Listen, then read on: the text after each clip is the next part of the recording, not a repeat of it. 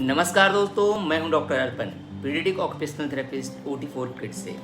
आज हम एक ऐसे टॉपिक पे बात करेंगे जो हर पेरेंट्स, टीचर और केयर गिवर के लिए जानना बहुत ही ज़रूरी है, और वो है प्रिमिटिव रिफ्लेक्सेस। तो चलिए शुरू करते हैं। सबसे पहले हम समझते हैं कि what are primitive reflexes. Primitive reflexes वो ऑटोमेटिक मूवमेंट होता है जो एक न्यूबॉर्न बेबी के बॉडी में नेचुरली होता है। ये रिफ्लेक्सेस उनकी सर्वाइवल में मदद करता है। जैसे जब आप बेबी के चिक को टच करते हैं तो वो ऑटोमेटिकली उस तरह अपना मुंह घुमा लेता है। इसे ही हम रूटीन रिफ्लेक्स कहते हैं। जैसे कि जब कोई लाउड आवाज़ आती है तो ये बेबी को लगता है कि वो गिर रहा है, तो अपने हाथ पैर फैला लेता है। इसे हम मोरो रिफ्लेक्स कहते हैं। ये रिफ्लेक्स एक टाइम के बाद जैसे जैसे बेबी नेचुरली ग्रो करता है, ये इंटीग्रेट होने लगता है। नॉर्मली ये 6 महीने से 1.5 साल के अंदर इंटीग्रेट हो जाता है। अब मैं आपको कुछ कॉमन रिफ्लेक्सेस के बारे में बताता हूँ। जैसे नंबर 1 मोरो रिफ्लेक्स और स्टार्टर रिफ्लेक्स।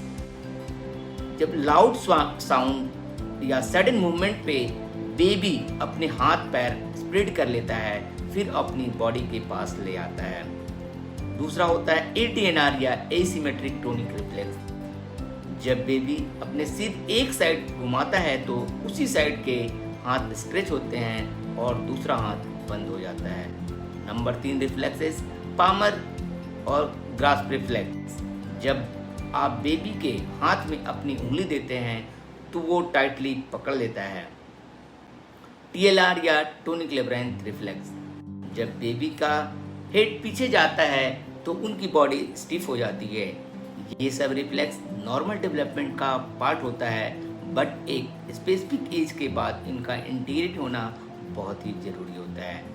अब हम समझते हैं कि वाई इंटीग्रेशन इज़ इम्पॉर्टेंट। अगर ये रिफ्लेक्स इंटीग्रेट नहीं होते तो बचपन के इम्पॉर्टेंट स्किल्स डेवलप करने में प्रॉब्लम हो सकती है। जैसे हैंड राइटिंग, बैलेंस और कोऑर्डिनेशन, अटेंशन और focus, reading and learning and emotional control. ये रिफ्लेक्स रिटेन होने की वजह से बच्चे हाइपर एक्टिव हो सकते हैं, क्लमजी हो सकते हैं या एंग्शियस हो सकते हैं।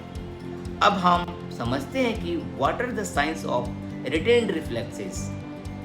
तो चलिए अब देखते हैं वो साइन जो हमें बताते हैं कि बचपन के रिफ्लेक्सेस अभी भी उनमें एक्टिव हैं। जैसे कि बच्चा फ्रीक्वेंटली अपना बैलेंस लूज करता है, बच्चा एक जगह पर टिक कर नहीं बैठता है, हैंड राइटिंग वीक या स्लो होती है, अटेंशन शॉर्ट होती है या रीडिंग में डिफिकल्टी हो सकती है, माउथिंग इशू जैसे कि बच्चा पेन या पेंसिल या शर्ट के कॉलर को मुंह में चबाता है, बच्चा क्लमजी या ओवर सेंसिटिव टू साउंड भी हो सकता है।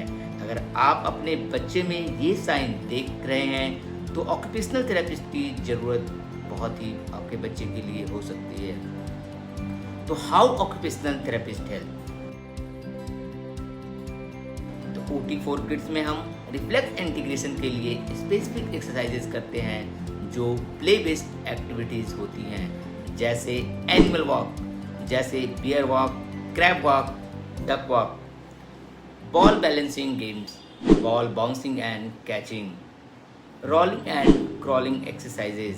इसके अलावा balance beam walk, gym ball activities, different activities on swings. ये एक्टिविटीज़ ब्रेन की मोटर कंट्रोल और बॉडी कोऑर्डिनेशन सिस्टम को एक्टिव करती हैं और रिटेन रिफ्लेक्सेस को इंटीग्रेट करने में मदद करती है। अगर आपको लगता है कि आपके बच्चे में ये साइन हैं तो हमें ज़रूर कांटेक्ट करें। हम आपका डिटेल असेसमेंट करके बच्चे के लिए पर्सनलाइज्ड थेरेपी प्लान बनाते हैं। इस वीडियो को लाइक करें, शेयर करें और OT4 किड्स चैनल को सब्सक्राइब करना ना भूलें। Thank you. Happy parenting.